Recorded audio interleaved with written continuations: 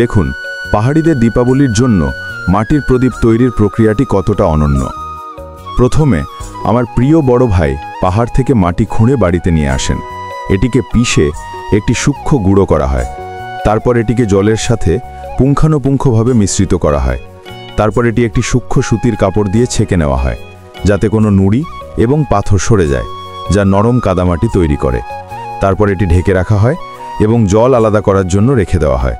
2 দিন পর আলাদা করা জল শুকিয়ে নেওয়া হয় এবং ছোট ছোট কণাগুলিকে একসাথে বেঁধে পরিষ্কার পা দিয়ে মাটি ভালোভাবে মাখা হয়।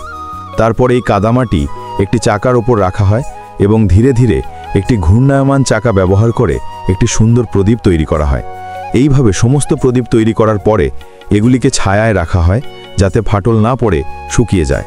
পরের দিন পাহাড় থেকে গ্লাস পাথর আনা হয় এই প্রদীপগুলিকে রং করার জন্য।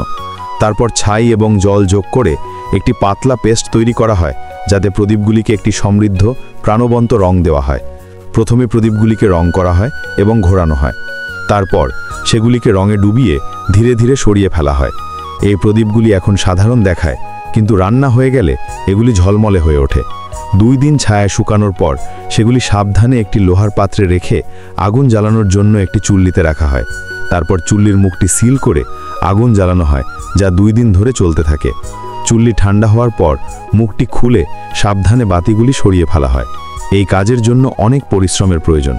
তুমি যদি তোমার মাকে ভালোবাসো, তাহলে দয়া করে ভিডিওটি লাইক করো, চ্যানেলটি সাবস্ক্রাইব করো এবং একটি সুন্দর মন্তব্য করো। দেখো আমাদের সুন্দর মাটির বাতিগুলি প্রস্তুত।